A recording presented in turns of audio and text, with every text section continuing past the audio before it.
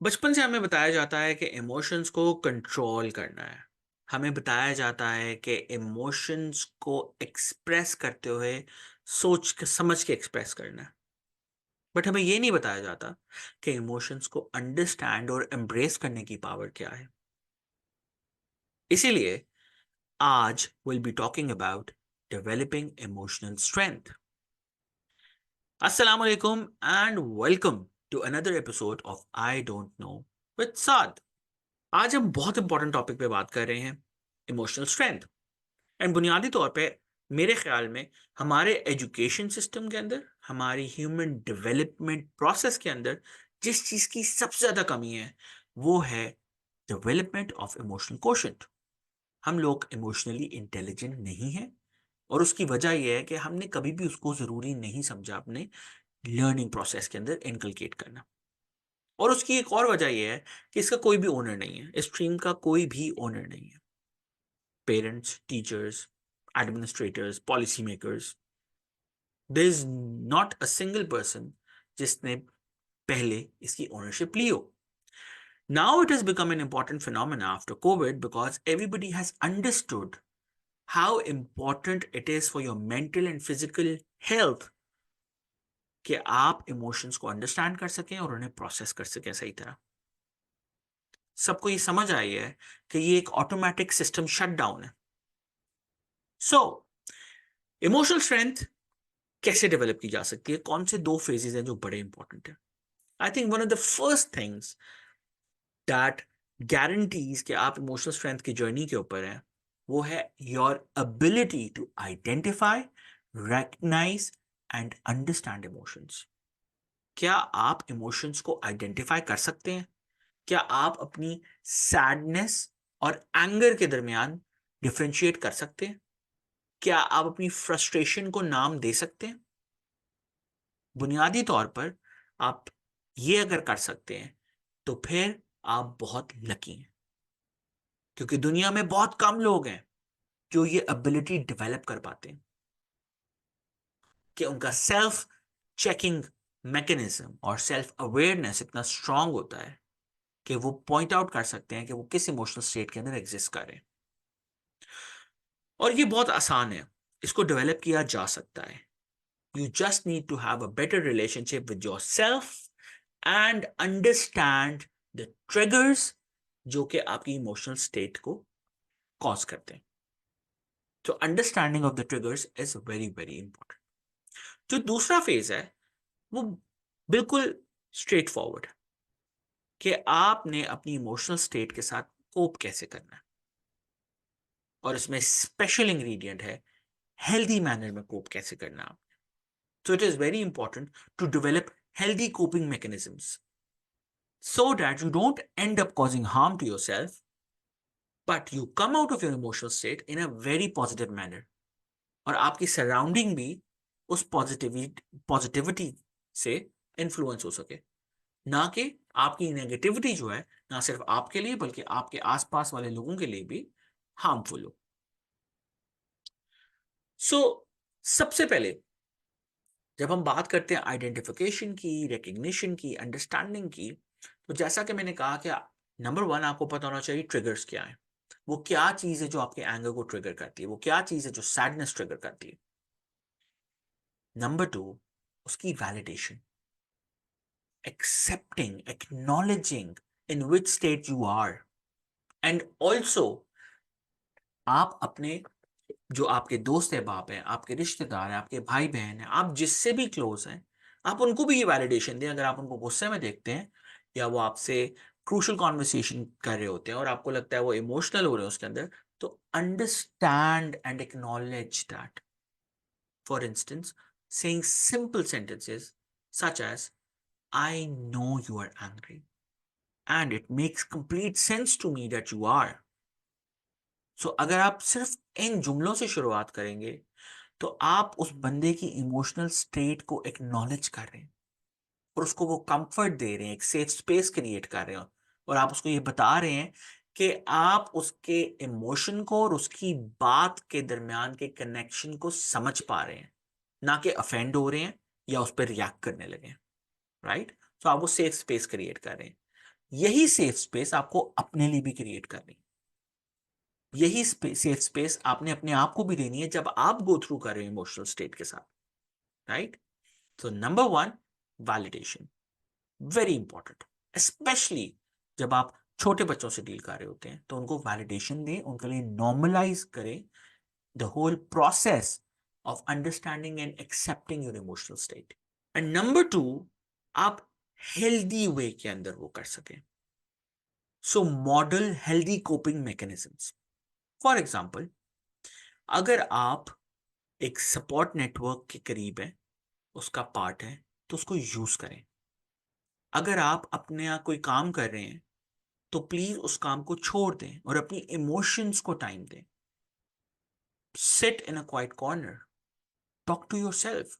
That is the least that you can do in such situations, कि आप अपने साथ कॉन्वर्सेशंस करें।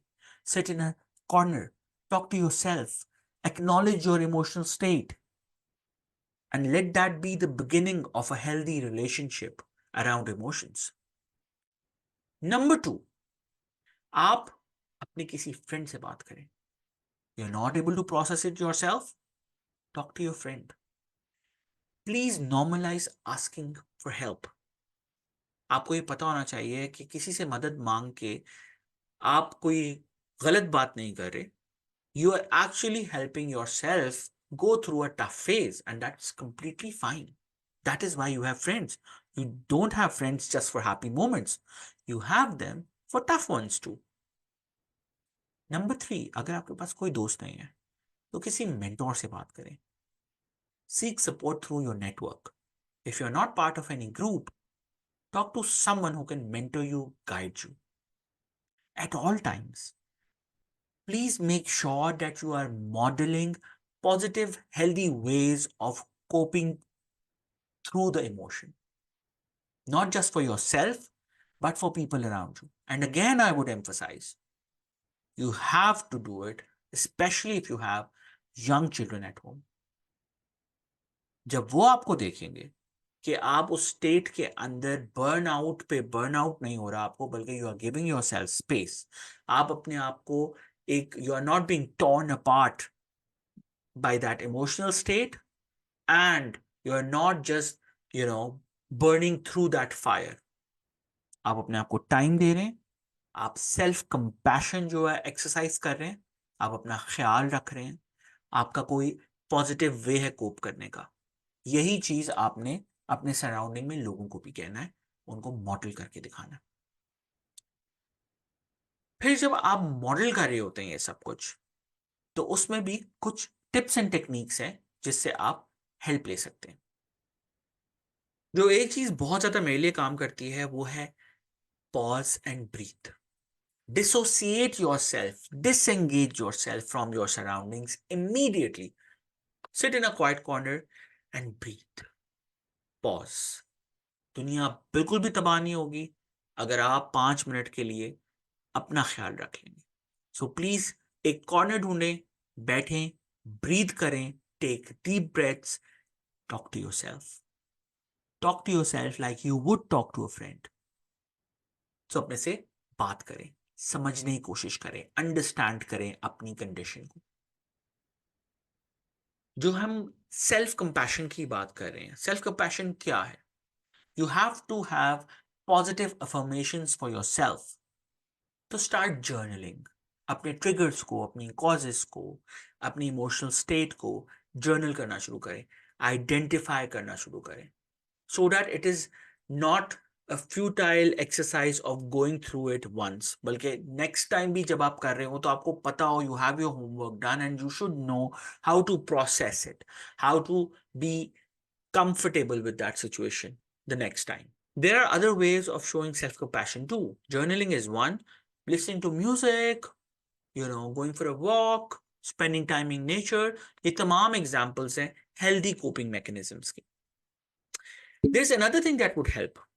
आई थिंक ये मैंने बच्चों में देखा है, जितने भी बच्चों के साथ में एंगेज हुआ हूँ जो अपने इमोशंस को आइडेंटिफाई नहीं कर पा रहे थे, I use to engage them in physical activities. आप उनको फिजिकल एक्टिविटीज में एंगेज करें, आप उनको कंपेटिटिव एनवायरनमेंट में against their potential physically place करें। सो अगर वो क्रिकेट खेल रहे हैं, वो फुटबॉल खेल रहे हैं, वो फूसबॉल खेल रहे हैं, वो कोई भी गेम खेल रहे हैं, आप देखेंगे it will bring out a lot of emotions from them and they will feel, उनके हैप्पी माइंड्स जो हैं वो एक्टिवेट हो जाएंगे. So exercise will help, physical activity will help greatly. मैंने 99% लोगों में जिनके साथ मैं इंटरेक्ट करता हूं, मैंने देखा है कि physical activity, number one disengagement, कि आप डिसोसिएट और डिसएंगेज कर लें, और नंबर टू आप एक्सरसाइज या फिजिकल एक्टिविटी में बिजी हो जाएं. So it helps 99% of the time, it gets you in a very stable emotional state very very quickly. एक और चीज जिसपे मैं एम्फोसाइज करना चाहूंगा इसी से रिलेटेड, वो है छोटे बच्चों के लिए. अगर आपके पास छोटे बच्चे हैं, भाई छोटे बच्चे आई मीन्स 10 साल से कम उम्र बच्चे, तो healthy coping mechanism with them is play time. आप उनके साथ प्रिटेंड प्ले करें, आप उनके साथ प्ले टाइम करें, and you will see that that pretend play time will prepare them for the actual emotional confrontations or emotional vulnerability that they will face later down. So जितना भी जो उनके emotions test होंगे या वो अपने emotions को एक्सपीरियंस करेंगे, वो प्ले टाइम उन्हें एनेबल करेगा कि वो उसके लिए प्रिपेयर हो सके, एंड उनकी सबकॉन्शियस में उसकी प्रैक्टिस इतनी दफा हो चुकी होगी कि they will have their own healthy coping mechanism and it will normalise it for them. Another important aspect or tip that I would want to share is creating a safe environment, non-judgmental, safe environment, firstly for yourself and then for people around you. So safe environment create kare, non-judgmental, non-reactive environment.